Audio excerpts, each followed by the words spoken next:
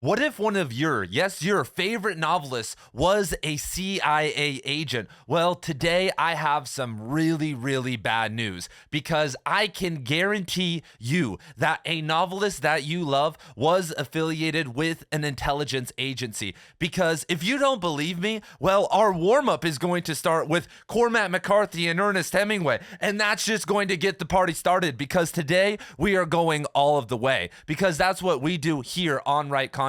We talk about the best books and authors of all time, nothing but transformative literature. But we don't stop there. We talk also about taboo topics in literature, and most importantly, how to create a literary renaissance, how to use literature to change the world. And that's what I'm going to do here right now in this presentation and reverse the course of history, even if all of our heroes were involved with intelligence agencies. And so if you guys want to go along on this journey with me, make sure to hit the subscribe button. And enough from me. Let's talk about the CIA, and you guys already know where we gotta start. With the man, the myth, the legend himself, the people's champion, our fallen hero, supposedly the voice of American literature. And with this author, we have hard facts. And some of the authors we're going to be talking about today are going to be speculative reaches by me, but we have at least 10 that were involved. And we have the documents to prove it with intelligence agencies, which is mind-boggling because a lot of the time, intelligence agencies only show us what they want to show us. The documents that we get are what they want to reveal to us. And so our first agent of the day is the narc himself, John Steinbeck. Did you really think in 9th grade that Mr. Jorgensen was teaching you Of Mice and Men because he liked the novel or because it was propaganda? So in 1952, John Steinbeck wrote a letter to the director of the CIA. And he said, quote, "If during this period I can be of any service whatever to yourself or to the agency you direct, I shall be only too glad." And before anyone starts making excuses for Steinbeck, he wrote this letter when he was just taking a vacation in Europe. It's not like he was in North Korea or something crazy. And what's even crazier is that we have the letter from the director of the CIA saying, yes, you can be of service to us. And there was a specific program in the CIA called Operation Lincoln, where the CIA would train figures who would be traveling to the USSR and showing them how to gain intelligence. And when Steinbeck visited the USSR, we now have the Russian or the Soviet Union documents saying that they knew that he was a spy. And last and not least, and maybe one of the most indicting things of all, was that Steinbeck was really good friends with Lyndon B. Johnson, and at the end of his life, or at least during the Vietnam War era, was very, very supportive of the Vietnam War. And if you know anything about Lyndon B. Johnson, he is the agency's boy. And so there have been many books written about this, and this is one of the strongest cases because, like I said, we only have one or two documents, but we don't know what happened during these private conversations. We don't know about any missions or any things or trainings that Steinbeck underwent in his multiple trips to the USSR and many different other countries around the world. Plus, over decades, his relationship with the highest levels of power,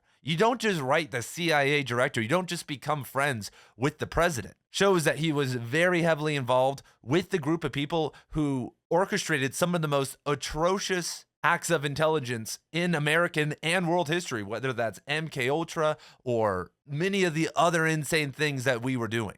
And so John Steinbeck was a narc, is a CIA agent, and we got the documents to prove it. Let's go, everyone. So now that we got warmed up with a hard find, something that's irrefutable, I want to take you guys to something that's hot on the news right now. The biggest story in America that's trying to be suppressed. And of course, that is Jeffrey Epstein. And as I'm sure all of you guys know, Jeffrey Epstein was an intelligence agent. He was working with at least one, if not multiple intelligence agencies, blackmailing, doing all types of stuff. But in the late 1980s and early 1990s, Epstein made a very interesting move. He bought a huge ranch in New Mexico, where many of the craziest and worst things that he did took place. But why did he move there? Well, Epstein, if you don't know, loved science, was really into science. And there was an institution in Santa Fe that he wanted to be near, that he wanted to help build. And he built his house there because, quote, he had it built because of the month or so he found himself spending there,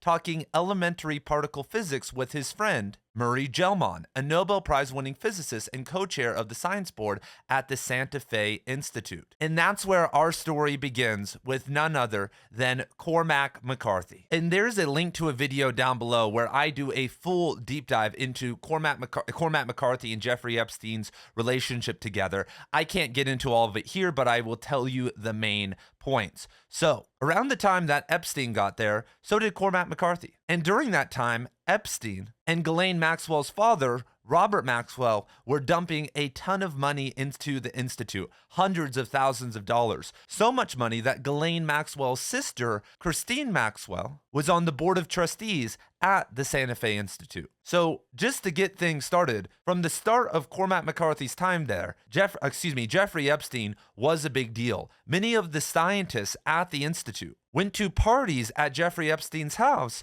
where young and presumably underage women were present. We have no proof that Cormac McCarthy was there, but their mutual friend, Gell-Mann, said that he liked to go to Jeffrey's dinners in New Mexico because why? Gell-Mann rather sweetly mentions that there are always pretty ladies around when he goes to dinner, says Epstein, and he's under the impression that Epstein's clients include the Queen of England. And this, you may be saying, is whatever. Where's the direct connection? Well, in 2011, when Cormac McCarthy was sitting on the board of trustees, Epstein was putting out feelers, what we call tracers, trying to see who would still accept him back into their fold. And there were plenty of institutions and people, including people like Donald Trump and many other figures on both sides of the aisle that wanted nothing to do with him after his 2008 child prostitution charge and conviction and sweetheart deal. But the Santa Fe Institute accepted Jeffrey Epstein's money, the board of trustees, and I have no idea. I've sent emails. I have no idea what happened during that meeting, if Cormac McCarthy was present, if he took a no vote, who knows? But the Institute, and someone as involved with the Institute as Cormac McCarthy was, someone who was there daily for decades, obviously knew who Jeffrey Epstein was and what he was up to, and to just nail it all on the head. And like I said, there are so many other connections that I talk about. But in 2022, Cormac McCarthy did his final interview with Lawrence Krauss. And if you do not know, when all the Me Too and Epstein stuff came out back in 2018, 2019, Lawrence Krauss had a ton of women come out and make allegations against him. But what I really want to talk about is that Lawrence Krauss also was outed for hosting many events and on Jeffrey Epstein's island and having a relationship and a friendship with Epstein, plus all that other stuff. And so maybe McCarthy was oblivious to all of it, but I doubt it. I doubt that he didn't know that his friend, someone who he would do an interview with, the only person outside of the Santa Fe Institute he would do an interview with, months before his death, got fired from his job as a professor at ASU or forced to resign, whatever happened over there. And there were plenty of other members of the Santa Fe Institute that did stuff on Jeffrey Epstein's island, that were friends with him, that were involved with him. People who Cormac McCarthy was seeing on the daily. Plus, when we talk about the Santa Fe Institute, guess who founded it? Countless members of the Los Alamos National Laboratory, which isn't some place for, physicists to have fun. It's a weapons lab. It's one of the epicenters of the security system in the United States. And they continued to work with that lab long after, many of its, some of its members obviously founded the Santa Fe Institute. The Institute also works with contractors who work with, guess who? The Department of Defense and so many other government institutions. And so it's a lot of it's smoke and mirrors, right? Like, are they working? No, they work with the person that works with these agencies. Then, of course, Valerie Plame, who is a known CIA agent, a known spy that was outed, who was a consultant at the Santa Fe Institute for years when Cormac McCarthy was there, working there in New Mexico, living there, not some person that came once a year for a presentation. You can't make this stuff up.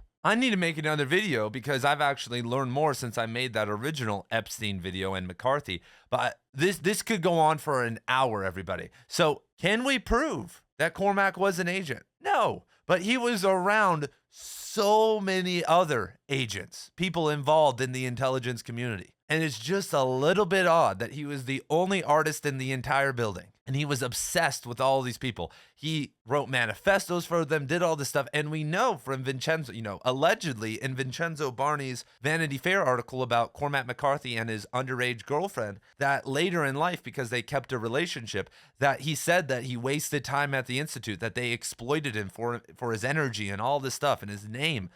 What does it all mean? What does Cormac McCarthy's run-ins with various women of different ages all throughout his life mean? I don't know. Something to think about, though. If you guys got some theories on that, put it down below. But it is definitely suspicious. And if you guys know, when there is smoke, a lot of the time there is fire. And so thank you for letting me do our first kind of soft connection of the day, but let's hop back into a hard connection. And if you do not already know, the Right Conscious Book Club is the most active and dope book club in the world. And I host it over on Substack, where the literary renaissance is brewing right now and where it's going to explode. The best readers and writers in the world are on Substack. So if you are a writer or you want to read dope, modern fiction, poetry, nonfiction for free, a lot of the time, Substack is the place for you. And the Right Conscious Book Club meets multiple times a month, and we talk about transformative novels together. And I can guarantee you, if you come and if you want to, you will be able to talk about the book we are reading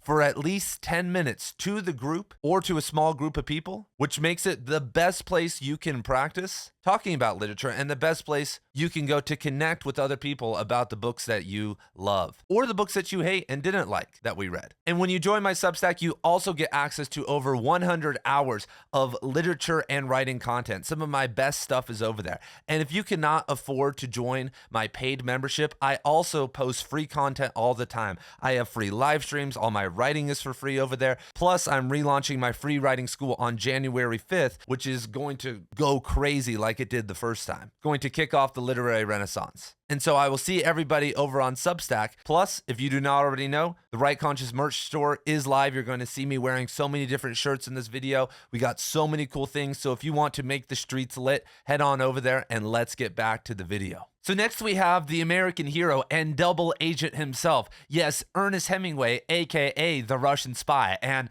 not many people know this, but Ernest Hemingway was a verified Russian spy before he started to work with American intelligence, and then before the flip happened and American intelligence started spying on him. And so we now know that Ernest Hemingway in the early 1940s, late 1930s was recruited by a top Soviet spy to help them. And he met them multiple times throughout the 1940s. And if you look at his Soviet file, which in his nickname was Argo, it talks about him not being a very good spy, that he was very hard to get into contact with, even though they did meet with him multiple times, and he never really provided any crazy information, which, providing crazy information that can change the course of something is kind of a rare thing for some random celebrity to kind of come across. But nonetheless, Hemingway was a Russian spy and was looking out for information to help the Russians. And a lot of this stems from Hemingway being an anti-fascist. But nonetheless, what a crazy part of his story. But the working with intelligence agencies doesn't stop there, because Hemingway was also running a ring of spies in Cuba, but not for the FBI or the CIA, but for the U.S. Embassy in Cuba. Yes, and this is where things get really crazy. The FBI was furious because the U.S. Embassy had a group of around 20 spies in Cuba trying to infiltrate the Nazis, obviously Cuban officials, and it was just a whole circus. And in this case, Hemingway actually wrote a lot of memos on what was happening in Cuba. He was actually submitting a lot of paperwork on what him and other people around him were seeing and hearing. And J. Edgar Hoover, the director of the FBI, said of Hemingway, quote, "Hemingway is the last man, in my estimation, to be used in any such capacity." And so once he was done with all of this, the party doesn't stop. And we're not even at World War II yet. Hemingway convinces the ambassador once again to let him do reconnaissance to spot Cuban submarines. And so his job was that he was just going to be working on a book and doing a bunch of sport fishing. But the ambassador actually assigned him a Marine colonel who was a veteran of combat to go along with him on this journey. And they actually did spot some submarines along the way. They had weapons. It was an entire thing. And so he wasn't working for the US Navy or something like that. He was working for US intelligence, which is crazy because imagine if he went rogue. Imagine if something like this went wrong and Hemingway like started something big, like crazy stuff. And so now we're at World War II in the OSS. And so if you don't know, the OSS basically became the CIA. 1/3 of the members. So the OSS was the Office of Strategic Services, which was basically the foreign intelligence group that was operating in World War II. And obviously that operation, that group had to be really big because they were doing intelligence in this massive war. But people will say like the OSS isn't the CIA, but the CIA brought 1/3 of the OSS members 2 years later when it opened in 1947 to run it. And all the high-ranking officials, everyone who becomes famous later on, came along for the CIA party. And so the 2/3 that were cut were just low-ranking people like Hemingway, randos, who were necessary for the war effort, but not necessary for the toppling of random nations effort. And so Hemingway basically goes to World War II as this rogue journalist. He gets media credentials, but he first wanted to go as an intelligence officer, but the OSS was like, nah, you're too famous, you're too crazy, we don't really want you. We know you're going to go rogue. But Hemingway heads into World War II and basically is armed, which you're not allowed to be as a media correspondent, starts interrogating German prisoners, starts scouting out German positions, leading patrols. I mean, what a fun time, right? But during all of this madness, Hemingway linked up with David Bruce, who was a high-ranking chief in the OSS, especially on the field, and him and Hemingway worked together for a while. This is crazy. And we're running an intelligence post, one could say, where they were sending these secret agents out into the field, and Hemingway was there for some of it. And allegedly, they came to an agreement, and we don't have the documents now, where Bruce basically added Hemingway into the OSS for legal cover to say that, like, oh, if he gets caught or something, he's not some rogue journalist or something crazy, but he's actually working for the U.S. military or whatever. So crazy stuff, right? I mean, from being this crappy Russian agent to basically running an secret intelligence post in World War II, doing crazy stuff in Cuba. Hemingway's journey doesn't stop there, though, because near the end of his life, the FBI started to keep a file on Hemingway because he was critical of the FBI. I don't know the exact quote, but he called the FBI like the American Gestapo, like, that they were these rogue groups, and he doesn't even know what's even going on. But he has his finger on the pulse. And so you guys know Hemingway unfortunately died by suicide late, and for years before that, he started to get paranoid. There was a lot of stuff going on. He had to get electroshock therapy. He was having a really hard time at the end of his life. But something that was going on was that he was telling everybody that he was being followed, that his phones were being tapped, that people were out to get him, and all of this stuff. And everybody thought that he was crazy around him. They thought that he needed mental help. And like they sent him down this rabbit hole of, 1960s and late 1950s mental health stuff, which includes, crazy electroshock therapy. This is like not when you want to be there. This is like one flew over the cuckoo's nest time. And even worse, near the end of his life, his psychiatrist was reporting everything that he was talking about with Hemingway to the FBI. I mean, can you make this stuff up? I mean, imagine you're at the brink of your mental health and your psychiatrist is reporting what you're doing to the FBI. Can you really be doing a good job, you guys, if you're being an actor? Do you really have the best interest of this person at heart if you're just narking on them? Because we can say what we want about Hemingway, but he was just doing this almost as a show. Like from everything that we have here, John Steinbeck seemingly was like working directly, but Hemingway was attached to these loose groups, hanging out, doing some odd things, but really not as deep as some of these people that we're going to be talking about in a second, like actual agents running misinformation campaigns, doing crazy stuff. And so it's a tragic end because, as I just said, everything that he thought, the tapping, the people following him, it was all true. And so shout out to Ernest Hemingway, one of the greatest authors of all time, but unfortunately, an intelligence agent. And a lot of you guys don't know who this is, but he's got probably the wildest story out of everybody and was very, very influential on literary culture, if not one of the most influential people. And so this is Peter Matthiessen. So Matthiessen was a confirmed CIA agent. He was on the payroll, and he also is the co-founder of the Paris Review. And if you guys don't know, the most influential, in my opinion, literary magazine of the 20th century, especially the mid to later half of the 20th century, was the Paris Review. And I've always had a really bad feeling about the Paris Review. One being that like people like publications like the Paris Review and the New Yorker and all the big literary magazines, they haven't had a slush pile, you guys, in like 3 or 4 decades. All the work is solicited from a small group of agents, the same people. The entire literary industry, the big 5 publishers, all of that is basically gatekeep. There is no access to it unless you work with these specific, most of the time, New York City publishers, or I should say agents that have certain political predilections. I mean, that's a whole rabbit hole too of, I feel like at some level, intelligence meddling. But this is fact. So he, in his own words, started the Paris Review as a cover for his work in the CIA. But even more egregious, the CIA founding and funding and controlling the Paris Review was a way for it to control the literary world. And this is called soft power control, because if you control the radio stations, Hollywood, the publishers, and the way that you can do that is just create your own. Maybe you can't infiltrate some company that's already big, but you can find the money and funnel the money to prop one up. Because at some point, because I'm the dopest booktuber, I want to start a right conscious press. I want to publish your guys' novels with the best deals and royalty rates that you will ever find. Not for my own profit, but for you guys. But do you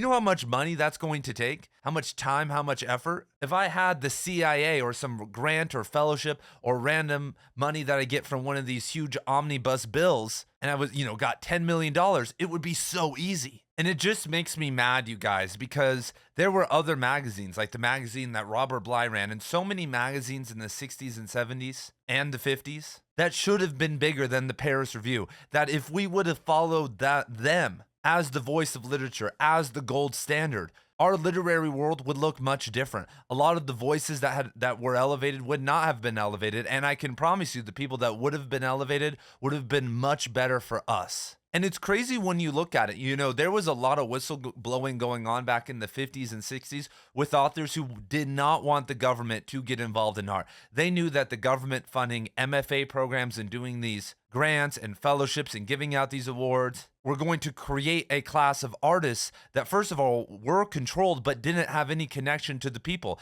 that had no skill of actually making people care, because that's what we have now. We have these publishing houses that have been propped up. They are these old institutions that are just running on their name. Then we have this class of writers who live off of fellowships, grants, teaching positions at publicly government-funded universities. And most of them aren't great authors because they actually never had to work for it. They never had to learn how to make people care about literary fiction, which is a hard thing to do. When you say to someone, hey, read my novel, you're asking them to spend 6 hours exerting their energy. And the only reason I would ever do that is because I think I'm going to be rewarded at the end because I care. And maybe I know that this person is legendary and everybody talks about them. Who do we talk about right now that's alive that isn't one of these old guard people? And the answer is we don't have anybody. We have a couple people. And so if the CIA and the government stayed out of art, the landscape would look so much better right now. And so moving on to our next agent. So next we have Thomas Pynchon. And so obviously this is going to be a more loose analysis because we have no hard evidence that Pynchon was involved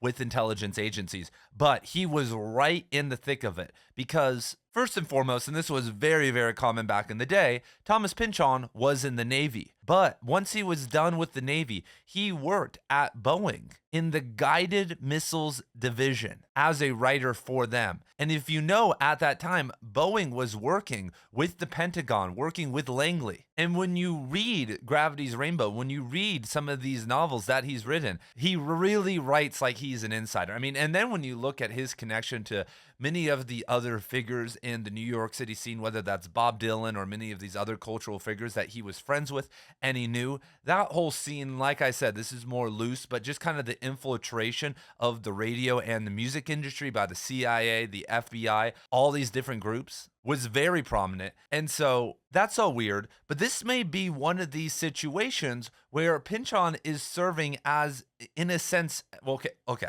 Well, there's a lot of theories related to Pynchon. The craziest being that he doesn't exist and he's just an instance of AI. That the government has had AI for a really long, like I said, we're going deep now, but that's why you're here.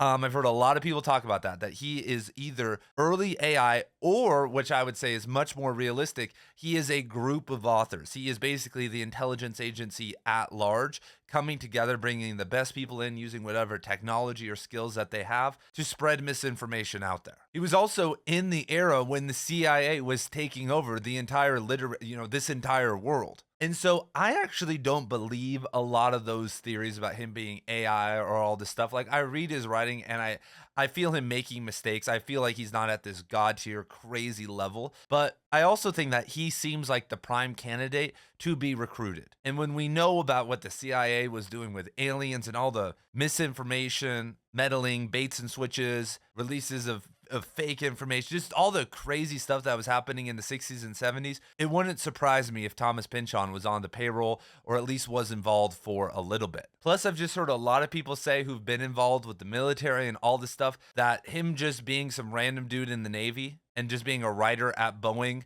isn't enough for him to be able to talk about this stuff, especially at the time. He's writing Gravity's Rainbow, even though it comes out in the 70s, in the mid to late 60s, that to understand all that at this level, he would have had to have some form of involvement. Maybe not across his entire career, but it's very interesting. He takes a hiatus. I mean, he's also never been seen. Like, we have these old yearbook photos of him. We have these supposed candids of him on the streets of New York City or voting or all of this stuff, but we also have his over 20-year disappearance, everybody, and then him coming back and writing in a totally different and one could say redacted and lowered style. The same thing happened to Cormac McCarthy, funny enough, with his 1990s novel Vineland and some of his other work. I would say that Mason and Dixon is definitely in the line of like Gravity's Rainbow and is a very beautiful and ambitious novel. And he was supposedly working on it that entire time. But what did he do in the 1990s? He comes back and marries a big someone really high up and connected in the New York City publishing world. And if you want to even get crazier, his wife is the great-granddaughter of Theodore Roosevelt on one side, and then on the other side, she's the granddaughter of the Supreme Court Justice, former Supreme Court Justice, Robert Jackson, who was also the Nuremberg prosecutor.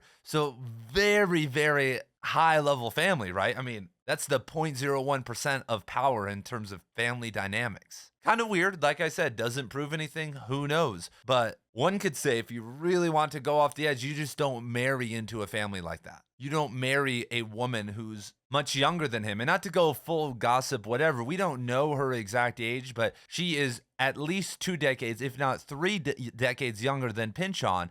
And so it's just somewhat interesting to me. Most 60-year-olds, 55-year-olds, like when like the age of Pynchon when he was with her and started to be with her, even if you're world famous, don't date out of your league at that level. Maybe if they're your age, but a 30-year-old, interesting stuff. Like I said, who knows? Never been seen publicly together. Like I said, when he dies, apparently all these archives, these letters, all this stuff is going to come out. It's all very, very interesting, though. So next we have Graham Greene, the British author. And, I actually didn't know this until I was doing research for this video. And I love Graham Greene. I read Brighton Rock and The Power and the Glory and some of his travel stuff. Like, sometimes I feel like, secretly that I wish I could just kind of write like him. He kind of has this, interesting style that I think it's fun, and I think he's somewhat underrated and underread, especially in the modern world. But Graham Greene did officially work for MI6. And so Greene wasn't just a typical loose agent like a Hemingway. He was an actual agent. He was actually one of the most agents that we'll talk about today.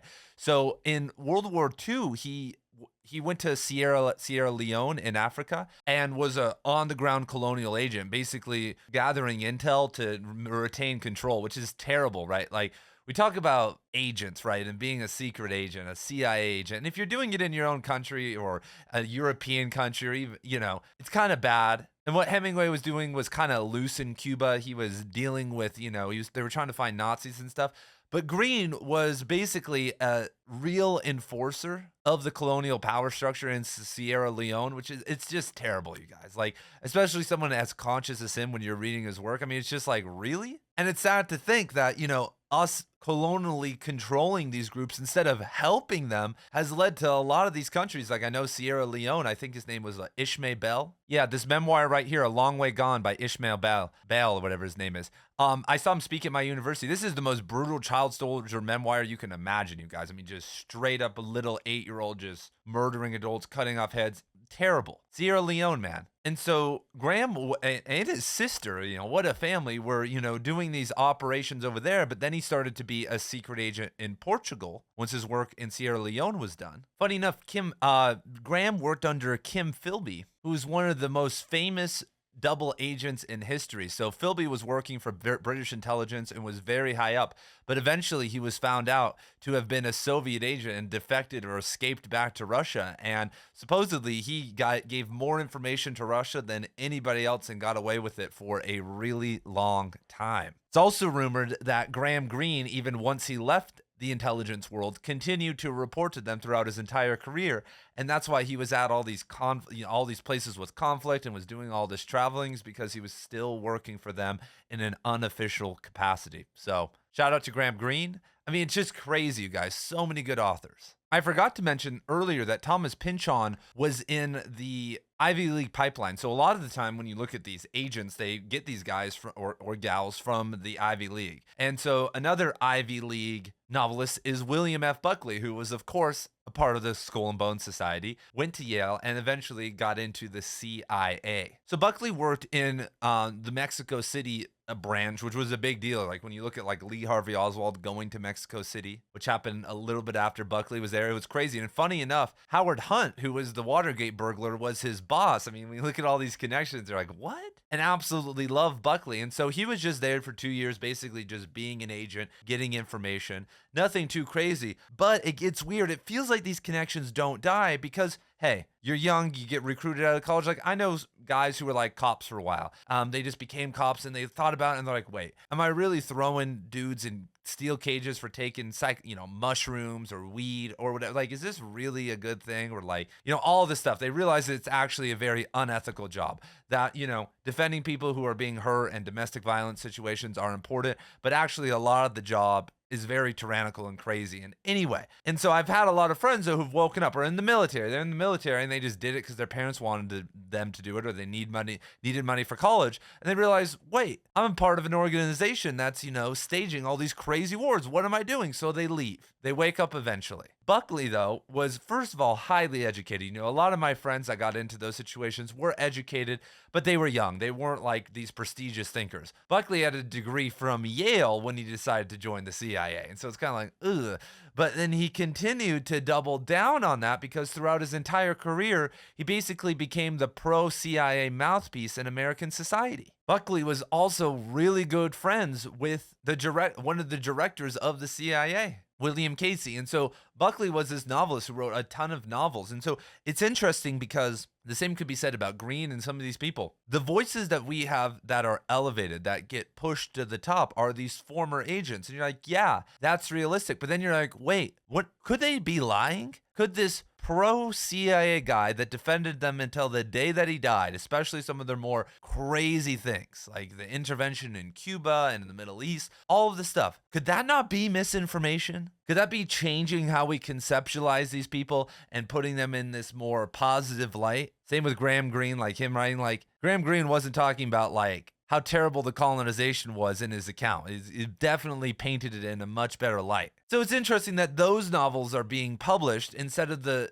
accounts from the people that were being oppressed, or like some of this other stuff, or, stuff from the William T. Volmans of society or whoever. And William T. Volman, Ivy Leaguer, who knows? And when you look at it, all of these ex-guys that get elevated, who are they? They're smart, they're witty, they're good looking, they're amusing, they're charming, they can go on television and talk well, they're anti-communist. He argues from this perspective of the moral compass, kind of like, these early neoconservatives. It's just like, ugh. So let's move on to our next author, who many people don't realize had a pretty prolific novel career outside of their one-hit wonder. And that is, of course, Aldous Huxley. And he, in Brave New World, is not his best novel. I mean, he wrote a lot of really good stuff. And so Huxley is a bit of a reach. but I actually don't think it's that much of a reach. We just don't have any direct connections. And so Huxley has always been seen as kind of this anti-government, anti-control person. But when you look at his personal life, he was right in the thick of the creation of the psychedelic counterculture. And if anybody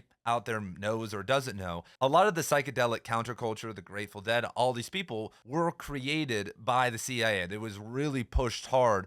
Because why? Because it wasn't really a revolution. It was the creation of this group of passive individuals that weren't going to do anything. If you have a youth movement or that's really strong and are willing to do things, well, then you have a problem. But if you create a very mellow group that aren't, these hardcore Black Panthers or people willing to take action, and who are just going to sit at Woodstock and sing and not do anything, then that is an overwhelming success. And when you look, there's a lot of information coming out about all this now, obviously, like, more mainstream books like Chaos and all of that. But the threads in that world are crazy. But what's funny is that years and years ago, there was some conspiracy website, and there was this mind map of like all these different connections, like, connecting everybody together, right? Like Hemingway and his connections to this person and this person. And Aldous Huxley had an insane amount of connections to almost everybody involved with MK Ultra, all these intelligence agents, like all of these people who we know were involved with some crazy stuff. Huxley was in their circle, was around them. And so Huxley was one of these, one could call him a visionary, whose message was exploited, and seemingly he helped make that happen. Because when you look at Huxley, he wasn't just a random writer coming out of nowhere.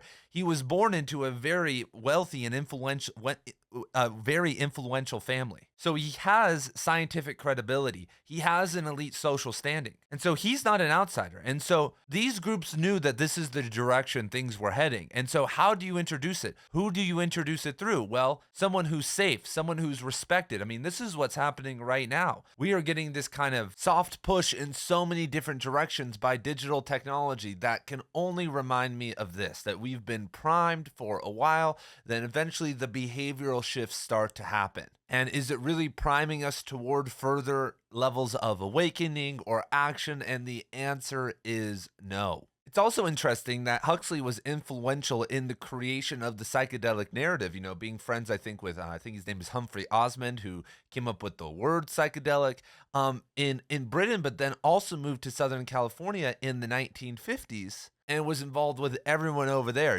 He was basically in the epicenter of Cold War funded research labs.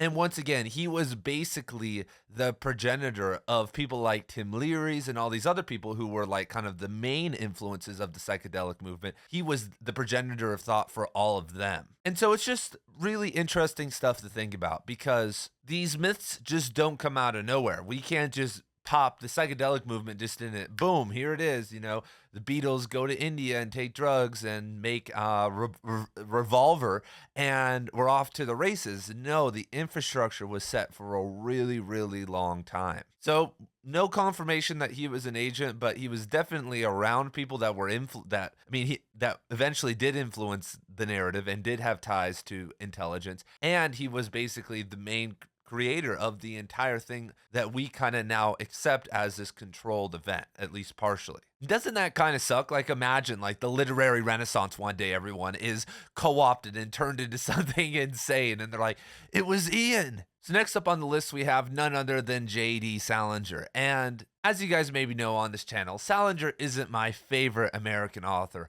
by any means. But you kind of have to feel bad for the guy, and maybe he obviously did regret it, as we'll talk about. But in World War II, Salinger was basically selected to be one of these secret agents, one of these people out in the field in the U.S. Army's Counterintelligence Corps, the CIC. And his main job was to be on the front line and be interrogating the prisoners that were being caught. Salinger was also part of D-Day. And imagine D-Day.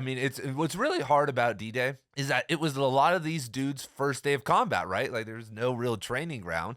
And so they basically came over there, and like, it was the worst start that you could imagine to learning how to fight. Salinger was also there for the liberation of many concentration camps, and after the war ended, he continued doing intelligence for the army during the times of denazification, finding people who are verifying it, doing all this stuff. And so what's interesting is that he was writing this entire time, that he was basically writing a short story every single month during this entire time, and actually had started the framework of Catcher in the Rye. And what's interesting about Salinger is he's known as this reclusive author that didn't really release very many works, especially after he got famous. And, there's that famous photo, you guys, this is like super nerdy literary stuff, of a photographer getting him at the grocery store and him pushing him away, and he looks so angry. But, that's I think that he fell into that role partially because he was very traumatized. We now know,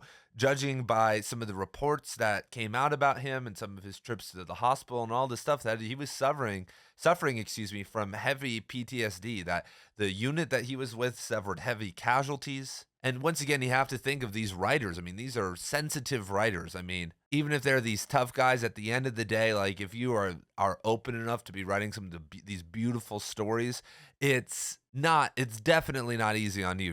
You're not this turn the cheek, put your chin down at all times type of individual that just grunts through it. And it's interesting because if you look at Holden and Catcher in the Rye, I mean, what is it about? He thinks that everyone in his, New York City is a phony. He doesn't want to become an adult. And he basically is disassociating and having these flashbacks throughout the entire piece, which I think that, now we're doing some literary criticism reaching here, but I mean, it's been talked about a lot that his war experiences really enabled him to dive into that. But I also think not just him holding a gun and killing people, but also interrogating people, being involved with these crazy conflicts and having to work out these deep parts in his own soul, figure out who am I?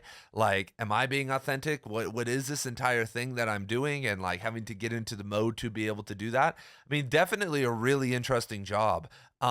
And so shout out JD Salinger, man. A lot of these people on this list are just kind of sketchy, but he was out there doing his thing. I'm sure if you talked to him back in the day, he thought it was because he was he was protecting his own people, trying to get information about enemy movement, all this stuff. And so definitely not some crazy story. So next we have one of the golden boys of literature, George Orwell. So before the war, the British intelligence actually had tabs on him for maybe being, somewhat, kind of this subversive political figure, especially in this anti-imperialist, more pro-socialist kind of way. But then in World War II, he kind of went back against a lot of his, claims about India and became a British propaganda mouthpiece. And once again, this is kind of, when we talk about World War II, it's kind of these sticky situations where you want to help your country and you basically just go and do what they tell you. Is George Orwell going to go, hold a gun? Maybe, but could he be more useful in some capacity? But what his job was basically to write pro-imperialist propaganda to people in India, to basically become the pro-Britain mouthpiece to everyone over in India, which is crazy when you reflect on some of his earlier pieces. And so he was officially working for the BBC, but then when you look at how the BBC, especially back then, was co-opted by, the Foreign Office, MI6, all these people, and especially how information and all this other stuff was being censored in the East, then you're like, wait, this is kind of weird, but we can maybe give him a pass on that, right? Right? Well, it gets a little bit worse because 3 years later, when Orwell was in a sanatorium, he provided a list of people that he thought that were communists to the government. And this is really, really bad. And this is new information that only came out a couple years ago because he's outing his own people. He's outing his own friends. And what it did especially was that it's once again one of these things like the Paris Review, right?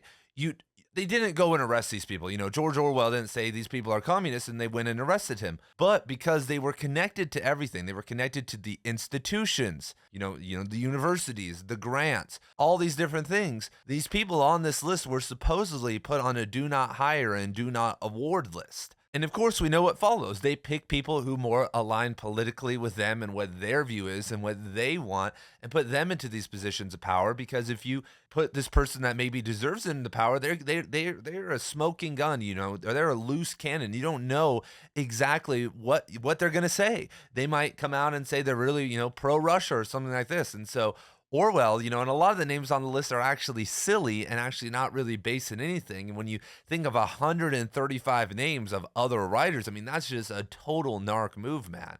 It's his entire career. People like John Steinbeck, random people. John Steinbeck, who was working for the CIA. Like, what? It's just another example of, these very conscientious writers, writers who you think really wouldn't do something like this, falling into it. I mean, that's what the 20th century shows us more than anything. That when you look at some of these crazy totalitarian states that were made and the people that just went along with it, some of the crazy ideas that people push, some of the people that got flipped and narked and like all this stuff, you're like, wait, these people were actually, there was like no excuse.